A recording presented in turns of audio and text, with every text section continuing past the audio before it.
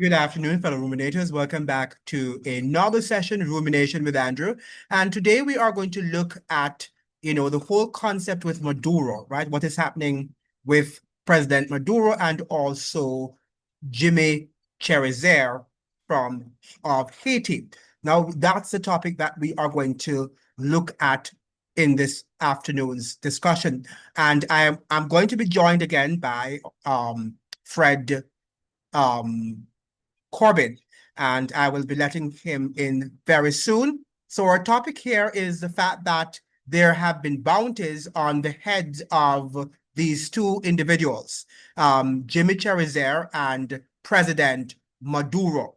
President Maduro is, President Trump has placed a bounty on his head. Now, how is this going to impact the Caribbean? And this is what Fred and I will be discussing. So let me invite Fred into the conversation this morning. Are you here now, Fred? Good morning. Good morning. Good morning. Good morning, Andrew. How are you? Yeah, thank you so much for joining. I'm doing very well. Not doing well in terms of the fact that so many things are happening in the region, and it should be of great preoccupation to all of us, to all well-thinking people. We're living in some very strange and dangerous times. Now, today, Absolutely.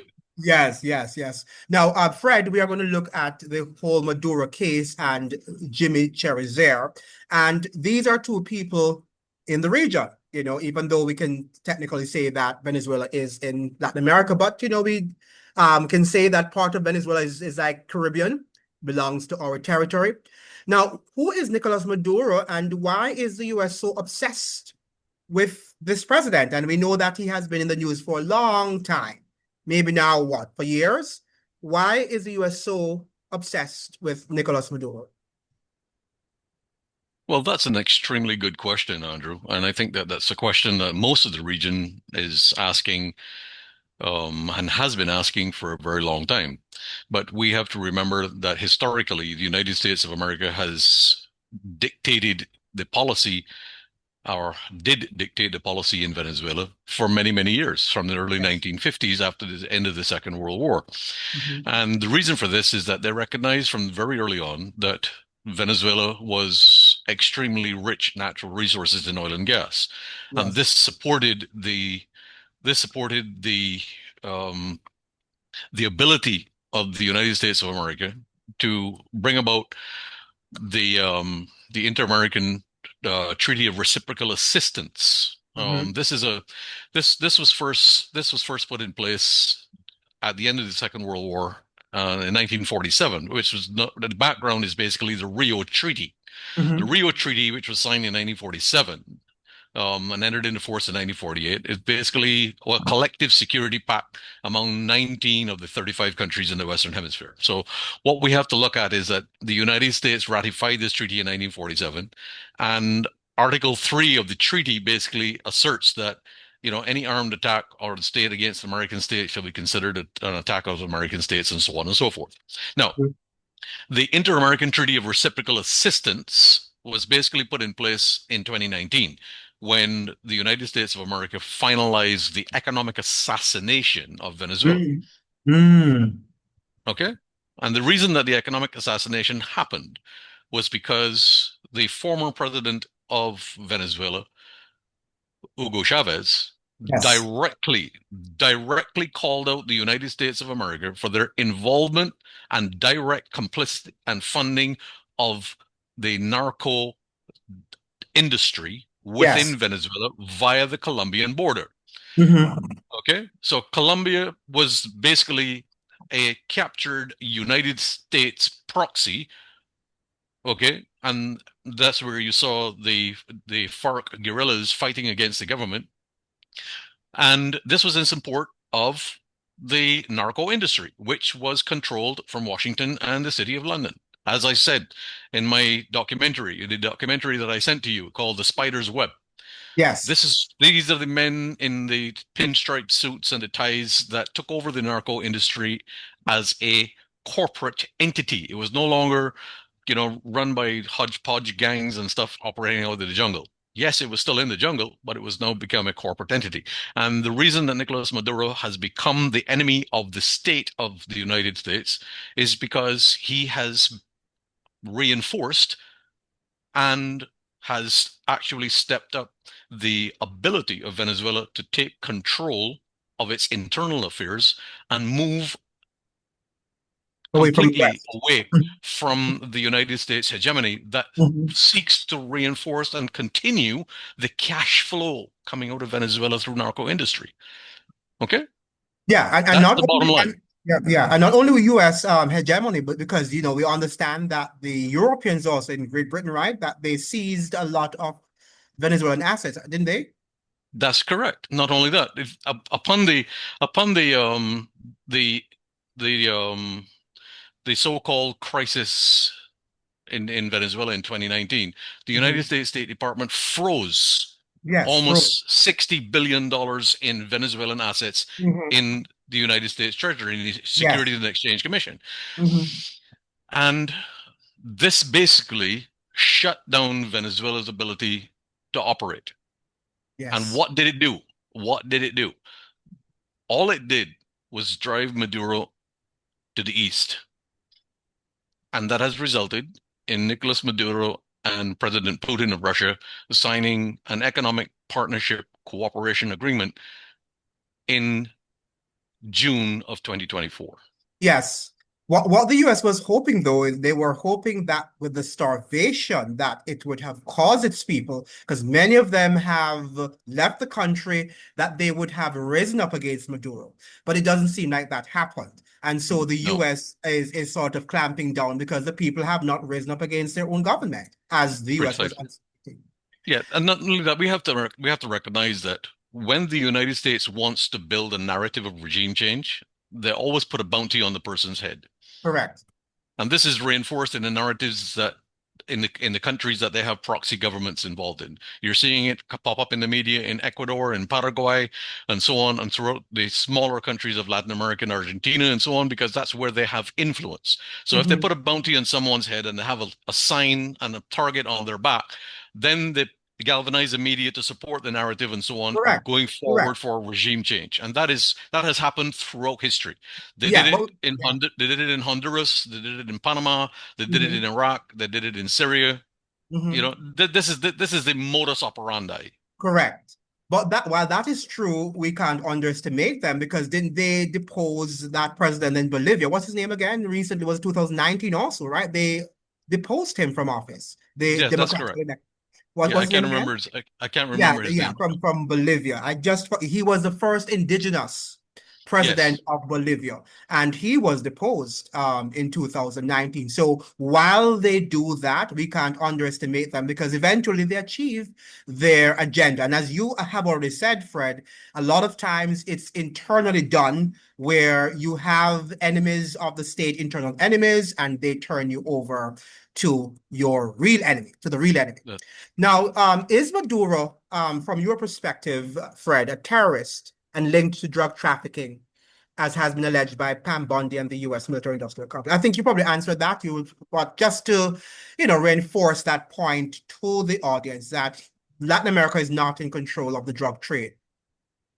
Well, I wouldn't say that Maduro is A a saint. terrorist. I wouldn't say that he was a terrorist, Yes. but I wouldn't say that he's an angel either. Right. Mr. Maduro has a checkered past, like Yes. most of Latin Americans' leadership. Yes. And I'm not going to sit here and say that he's to be glorified or to be Hmm. actually given any kudos on much at all, other than Hmm. the fact that he has stood his ground with Hmm. regard to Venezuela's sovereignty, and that is what he is fighting for. Yes. And he's fighting for Venezuela's sovereignty with good reason. And irrelevant to the fact that he is not Venezuelan by birth, he's actually Colombian, has nothing Hmm. to do with the fact that he has rallied the internal affairs of Venezuela to a degree where the people are actually now starting to see economic benefit happen in Venezuela. Now, Hmm. there are many Venezuelans living across the Caribbean region that disagree strongly with my views. Okay, I get into arguments with Venezuelans across the region Yes. on a regular basis, telling Mm-hmm. me that, Maduro is a terrorist, he's a narco state, this, that, the other, the third, and the 14th. None of them have been back to Venezuela in the last 5 years. None. Yeah. Okay. Now one of the clear indications that we have that Venezuela is on the path to recovery is the Prime Minister of Barbados and the National Arts and Performing Cultural Arts and Performing Center here in Barbados has established economic links and an air bridge with Venezuela. Okay, Mm-hmm. we have flights coming in here to Venezuela and so on, and the National Cultural Arts Center actually did several performances in Venezuela over the last few months, and their reports to us have been Venezuela is coming back to life. Mm. Yes, there is still a lot of poverty. Yes, there's still a lot of issues happening and so on. But you cannot destroy a country economically and expect recovery to happen inside Correct. of 20 Correct. years. It will Correct. not happen. And the Yeah. reason that the United States engages in economic assassination is because they know that the recovery time is 3 times longer than the destruction. Mm-hmm. Okay? But Mm-hmm. Venezuela will rise again. Venezuela is now securing not only its assets within a gold-backed economy because they have now become a member of the BRICS alliance, Mm-hmm. but they have moved to security and cooperation economic agreements with Russia, China, and Iran, which are Mm-hmm. leading BRICS nations. Mm-hmm. What this does for Venezuela is that it unlocks the natural resources that Venezuela can now put on the global market in the BRICS alliance and create cash flow for its development. Now, what if the US, I'm just playing the devil's advocate here. What if the US should instruct the BRICS that they should also freeze Venezuelan assets? Because that's what Not going to happened in happen. Europe. It's not going Never to happen. happen. Because Never they going to did happen. that, they did that in Canada. Didn't they have some assets in Canada also? And those assets were also seized by the Canadian government. Wasn't that so Well, too? yes, that's true, but the Canadian government is not a part of BRICS. The Canadian I know, I government is the know, I know. 51st state of the United States.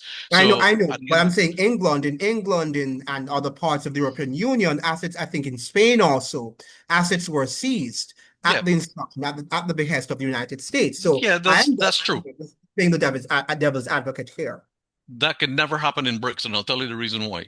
Mhm, The reason that the United States of America has zero influence over the BRICS alliance with regard to freezing assets of any nation that is in the BRICS mhm, alliance is simply because they do not control the two central banks that control the BRICS currency and mhm. the capital that drives BRICS. And the two central banks that drive the BRICS capital, one is located in Beijing, China, and the other is located in Moscow.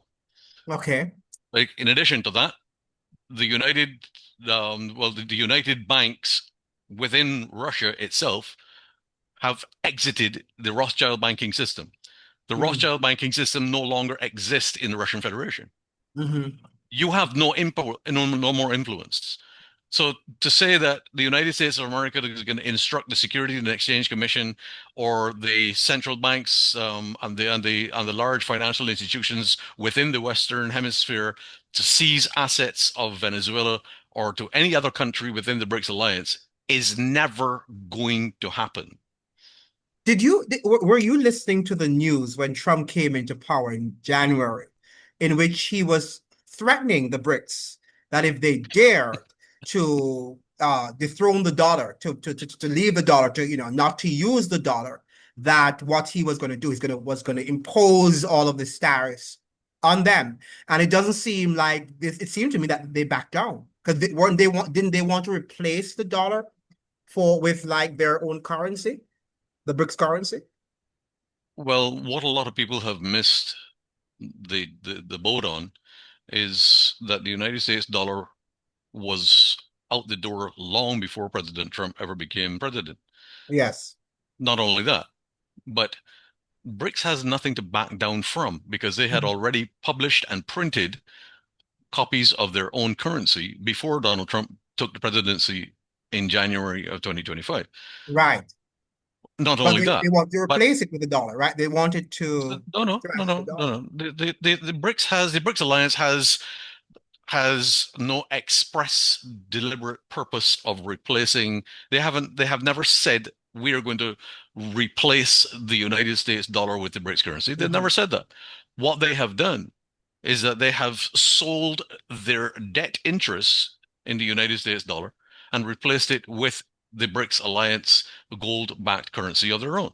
So when you Hmm. call time on the debt that you're holding at the behest of other nations that are linked to the US hegemony, it's only Hmm. obvious that the value of the dollar is going to tank. It's going to go through the floor. Yes, but what I was thinking was that with what happened to Maduro, also happened to Russia also when during the when the Ukrainian war started, that the US also ceded some of their assets, money, whatever.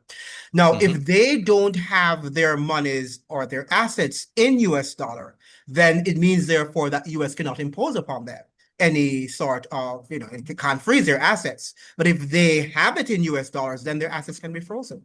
Yes, So I it's agree. beneficial to leave to replace their currency, to replace the dollar system, and to formulate and to craft a different currency. What do you think? Absolutely, absolutely. And the thing is, the BRICS nations, as part of the alliance protocol of joining the BRICS alliance, Hmm. they transferred their US assets to the development banks of Yes. the BRICS alliance. In Hmm. so doing, they safeguard themselves from exactly that, which is Correct. frozen asset action. Now, Hmm. the $540 billion that was frozen in US assets, Hmm. that was owned by Russian Yeah. banks and Russian individuals and so on, 540 billion is a drop in the bucket compared to what the Russian economy has experienced in growth in the last 2 years. The Hmm. Russian economy has experienced $750 billion in growth per quarter Yes. in the last 2 years. I heard that. Hmm. Now, the the the the neocons and the European sheep that follow them have systematically destroyed their own economies Hmm. with the vain hope of trying to cripple the Russian economy. Right. The opposite has actually happened. The Russian economy has actually grown by Yeah. 5 to 6% year on year Hmm. for Hmm. every single tranche of sanctions that the European Union and the United Impose States them of on them. America and Hmm. all of their proxy operators have ever tried to put against Russia. And the Yes. most important thing that we have to recognize here is that the assets that are being destroyed in Europe and the United States and in Canada and so on have a direct impact on the ability of the Caribbean region to operate. Yeah. Yeah. Yeah. Now, Fred, as someone who follows history, I am alarmed at recent developments, or should I say, the link between Haiti and Venezuela, which there was a very strong and close link between these two countries. Could you explain that special link between Haiti and Venezuela in terms of its historical context Well, for the in the late region? 19 yeah, in the late 1950s and mid 60s, there was a very strong relationship between Venezuela and the Dominican Republic. Hmm. And Yes. the Dominican Republic was at that time one of the strongest supporters of the Haitian economy, Hmm. simply because of its close proximity, sharing the same geographical landmass in the island of Hispaniola.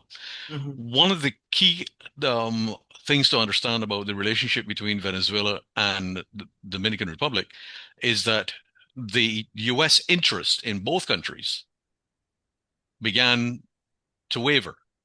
Hmm. And this resulted in a disconnection from Santo Domingo and Caracas. Hmm. And with the coming to power of Hugo Chavez, Chavez realized that the middleman in Santo Domingo was actually doing the country great harm. Yes. And that's when he pulled the plug. Hmm. So the relations between Santo Domingo and Caracas are now being repaired to a certain degree because time has moved on, things have evolved, economic spaces, and the rise of the ability to trade with the region is becoming more and more recognized because Brazil is supporting Venezuela with regard to cross-border trade, and Venezuela is the closest to the southern United States and the Caribbean basin with regard to port access and so on. So you're seeing all of that happening, and trade is flowing north through Santo Domingo and then into the United States, Canada, and Europe. Santo Domingo has one of the busiest port operations, and those relationships that were severed and that were compromised back in the late 60s, mid 60s, early 1970s are now being repaired. And we're seeing that grow every single year. I can't give Yes, you exact numbers, but we're seeing it grow. So the historical context between Venezuela and Haiti becoming a failed state at the behest of U.S. hegemony, but yet Santo Domingo still thriving. And the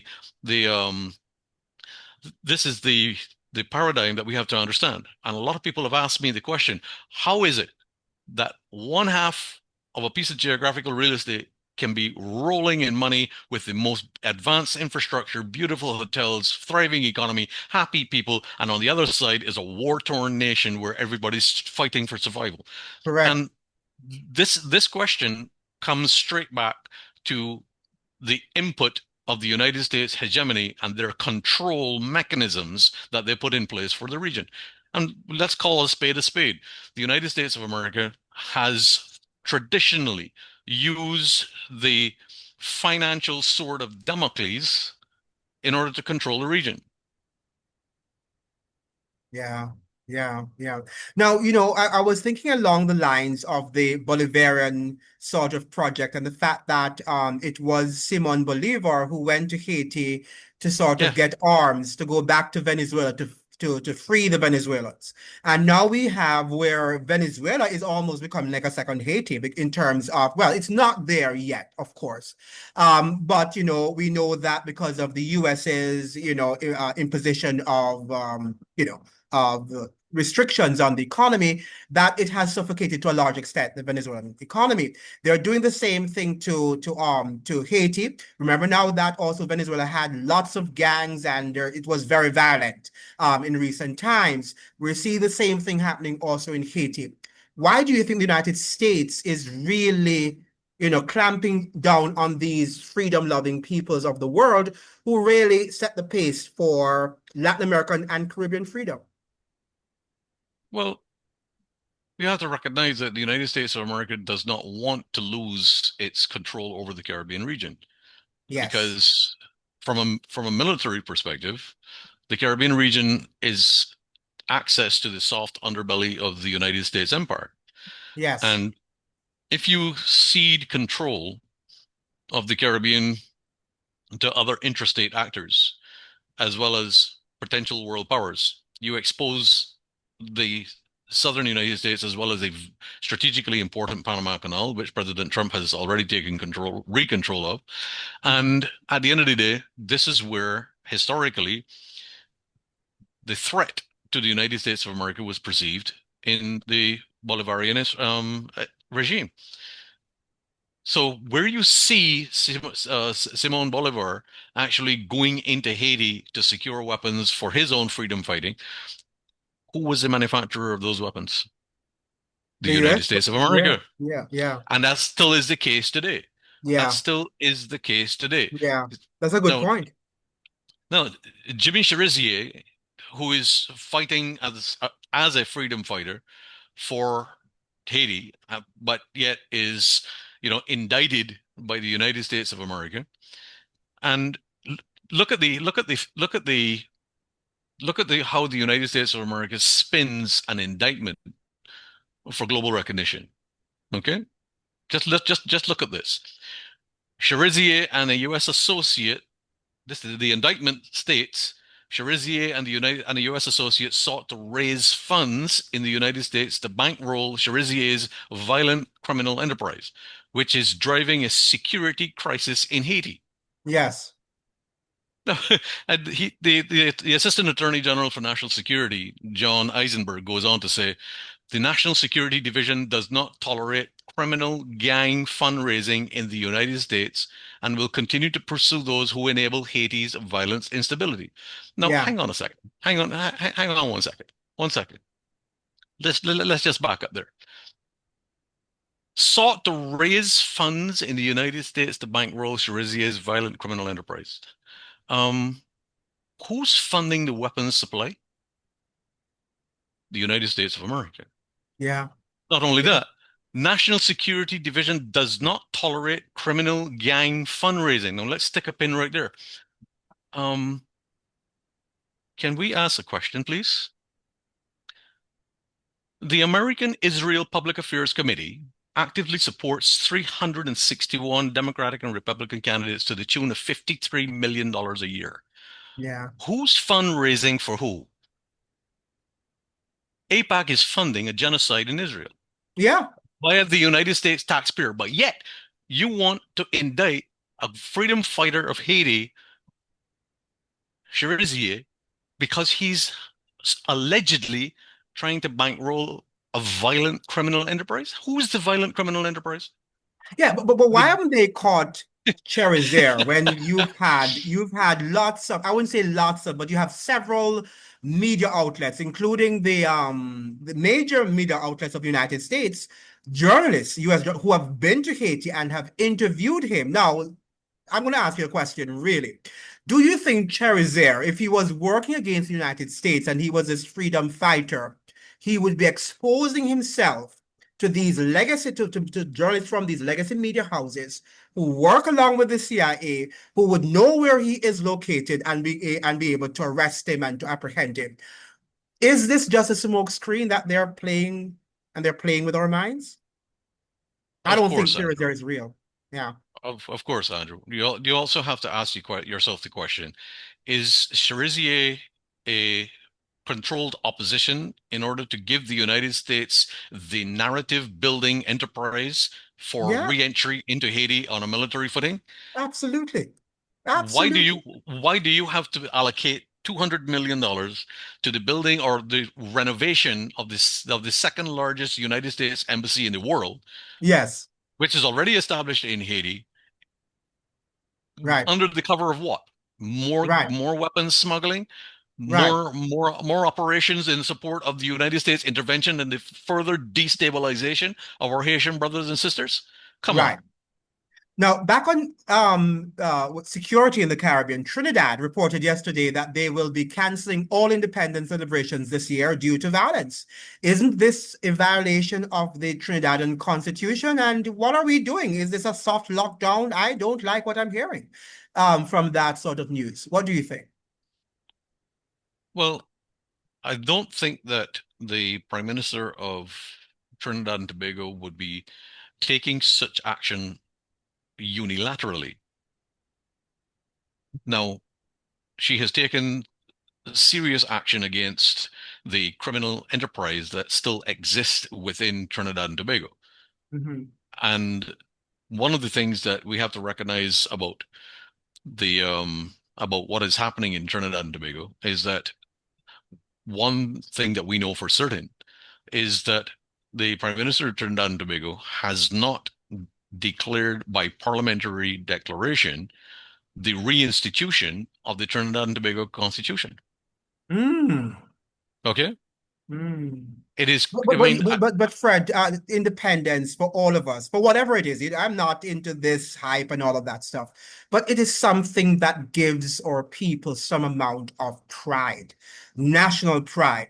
And you are going to cancel the celebration. What special thing is happening? We know that their crime situation is a little bit out of whack there, but it's not like it's a war-torn country, is it? well, I don't have, no, it's not a war-torn country, and I don't have the inside details of why she would have taken that action. Yes, I do have close contacts in Trinidad and Tobago that could possibly tell me if she is going yes. to introduce a state of emergency or if she has taken this action because she may have unveiled a plot to use the independence celebrations as either an assassination attempt or a biological and chemical warfare event.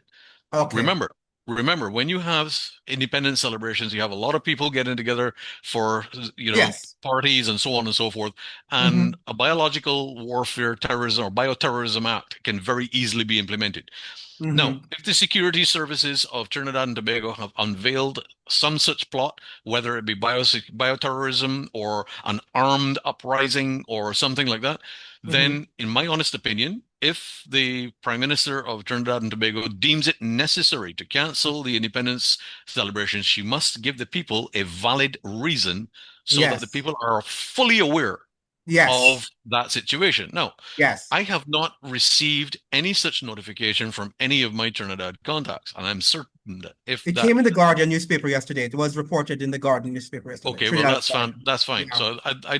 nobody needs to tell me. Nobody needs to tell me anything because at the end of the day, the Guardian newspaper is, is pretty much well recognized as the leading publication in Trinidad In and Tobago. Trinidad, yeah. If that is the case, then the Prime Minister Besisar has a valid reason. But Hmm. I will say that in the best interest of public knowledge, so that the public is aware, the reasons for this particular decision should Hmm. be laid clear in Hmm. a formal statement to the public. Right. When the confidence of the public is reinstated, Hmm. when the confidence of the public is reassured Yes. by the leader of the country, which dedicates the security of the nation coming first in the best interest of the people, that's when you have a population that will rally behind them.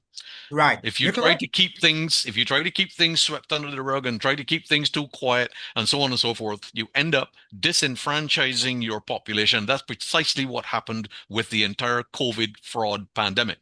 Yes. And what piqued my interest yesterday also from the same Guardian newspaper, Fred, was the fact that they're saying that the Trinidad's security ministry is also called the Ministry of Homeland Security.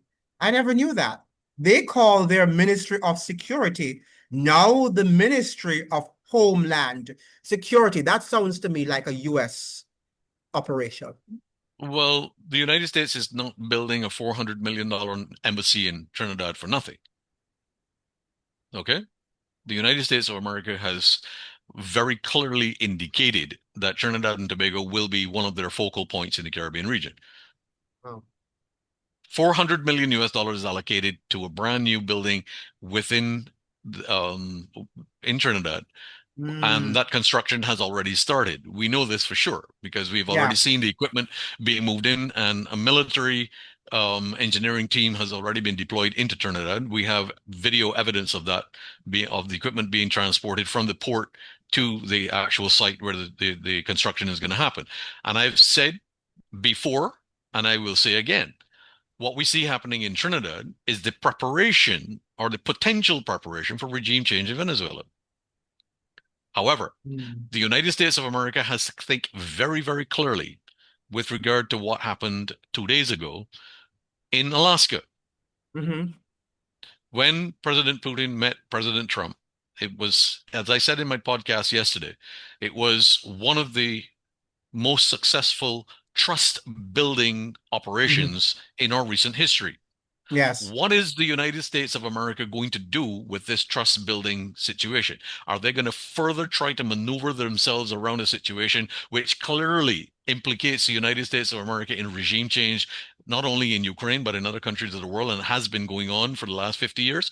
Or Mhm. are they going to build the trust of the American people to back the United States of America moving towards a peaceful resolution of all conflicts that the United States is involved in? Yeah, my reading of the Guardian newspaper yesterday from Trinidad also declared that Trinidad is also going to sell over their oil fields to the US, the US oil companies. Of course, they've given up the oil and gas agreement that they had with Venezuela in lieu of this American agreement. Now, is that going to be the same agreement that we're seeing in Guyana, where the citizens are getting just a small, a minute portion of the profit? Well, I certainly hope not. And I do believe that there are far more experienced people in In the Trinidad. Hmm. industry in Trinidad, because Hmm. Trinidad has been the center of oil and Yes, gas exploration for since years, the for Second decades. World Yeah, War. yeah. Hmm. The reason that the 1941 agreement between President Roosevelt and Winston Churchill took place with regard to the exchange for warships for territory was Yes. because Trinidad was well recognized as being able to become supporting the United States military operations in the region with Mm-hmm. regard to fuel and fuel supplies and lubricants and so on. Hence the Point 14 refinery, which was developed and built over time. At the Mm-hmm. end of the day, the most important thing to understand with regard to Mobil Exxon or Exxon Mobil's Mm-hmm. involvement and moving into the Trinidad economic space again is that Mm-hmm. they have identified a new block of production sharing agreement Mm-hmm. with the Trinidad government. Okay. Whether this is part and parcel of the hegemony control of Trinidad and Tobago for the future, we Mm-hmm. don't know the inside details, but we can point to the fact that if the United States of America controls the most lucrative natural resource of Trinidad and Tobago, they control the government. Yeah. So at the end of the day, there is going to be severe controlled opposition in Trinidad and Tobago. And we have to be, and I've said this to my Trinidad contacts as well, Yes. unless the Prime Minister of Trinidad and Tobago, the Right Honorable Kamala Prasad Besasar, makes a parliamentary declaration within the Parliament of Red House in Trinidad and Tobago to Mm-hmm. reintroduce and reinstitute the Constitution of the Republic of Trinidad and Tobago. Every single thing that she wants to put in place or will put in place will be turned on its head Mm-hmm. next time the general election comes And around. Jamaica has had a very valiant past too, and probably and perhaps still, and we have never canceled our independence celebrations. Never. To my Yeah. recollection, we have never done that. No, So I think this there's would there's have to be something something interesting. yeah, there's something very interesting afoot here, and it warrants further investigation, in my opinion. Yes. Yes. So we are going to end now, Fred. And what, I do you think we're militarized? Do you think that the Caribbean is officially militarized as a region? Well, I would think that the obvious and very clear militarization of our police forces with regard to what has taken place here in Barbados, where Barbados has become now a totalitarian surveillance police state. Mm-hmm. And we're hoping that the announced press conference or statement to the public of Barbados tonight by the Prime Mm-hmm. Minister of Barbados, where it is alleged that amendments to the Interception and Communications Bill will be announced. Mm. That Barbados is a clear example of this. The militarization of the police force in order to Yes. introduce a totalitarian surveillance police state. And we can see this happening in increments across the Caribbean region. Yes. And what we very clearly have to define is that there is no constitutional order across the region. Mm-hmm. Hence, outside actors under the behest of US hegemony, the OECD, and others, proxy actors, can have their way Mm-hmm. with Caribbean political leaders because money talks. Yes. Okay? Mm-hmm. Thank you so much for joining again, Fred. We have to You're welcome. end here, unfortunately. The conversation and the people are enjoying, Mr. Corbin, the conversation. And I'm not sure if you're reading the comments, but you can also respond to them. They love you and, they love what they're saying. You're speaking the truth. So I just want them to like the videos. Make sure you're liking the videos because you have an excellent professor here. We call him our professor, who is giving you free knowledge. So make sure that you like the videos and you subscribe to the channel so we can give you more future dialogue. Thank you so much, Fred, and we'll talk in future You're video. very welcome. Have a good Okay, morning, then. everybody. Same here. Bye. Bye-bye. So thank you so much for joining, ladies and gentlemen. Thank you so much. It was my privilege to have discussed these very complex matters with you. I hope that you have learned something. Remember, again, you need to like and you need to share and you need to subscribe so that we can pass on our knowledge to as many people as possible. Thank you so much. See you in another one. Ciao.